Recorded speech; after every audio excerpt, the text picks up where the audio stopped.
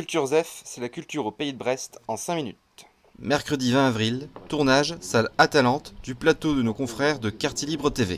Au programme, entre autres, interview du rappeur Mister Bachi par Guy Céablé et enregistrement du journal de quartier.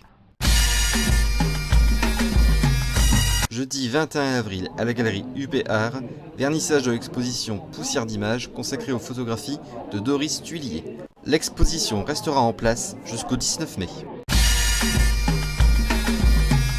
Mardi 26 avril, vernissage de l'exposition photographique de Jean-Charles Fonton à la Non-Galerie.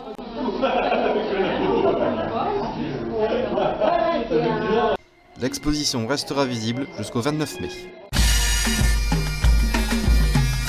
Mercredi 27 avril, à la faculté Victor Ségalin, journée d'études, ancrage et désancrage contextuel dans la caricature. Et cette journée fait suite aussi un petit peu aux travaux de ce groupe caricature qui s'est créé à Brest. Avec les interventions de Laurence Dalmont, Nathalie Leclerc, André Guyon et Guillaume Duval.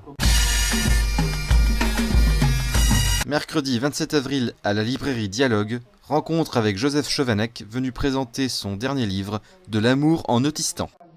C'est une règle qui nous vient de l'anglais. Lorsqu'on parle de handicap, on commence toujours par le terme de personne. Et pas par, je dirais, la particularité médicale. Vous voyez, ça c'est une règle très importante dans le monde anglophone. Et d'autre part, il vaut mieux me dire avec pour montrer qu'il s'agit en fait d'un atout de la personne et non pas par exemple d'une quelconque déficience qui la rendrait partielle en quelque sorte. Vendredi 29 avril, à la faculté de droit, économie, gestion et AES, journée d'études des doctorants en droit sur le thème « Les bizarreries du droit ». Je citerai la Philharmonie de Paris, une salle de concert de 2400 places, au coût de construction, et je le précise parce que c'est exorbitant, coût de construction initial prévu de 111 millions d'euros, coût effectivement payé par le contribuable 386 millions d'euros. Paris est l'une des villes les mieux loties en la matière, Pleyel, l'Opéra Garnier, l'Opéra Bastille et les innombrables salles de spectacle parisiennes ne suffisaient-elles pas? Samedi 30 avril, à la médiathèque de Guilher, conférence de Philippe Baudin autour du dernier livre de l'association Racines et Patrimoine, guerre de 1914-1918, les 40 morts pour la France de Guilher.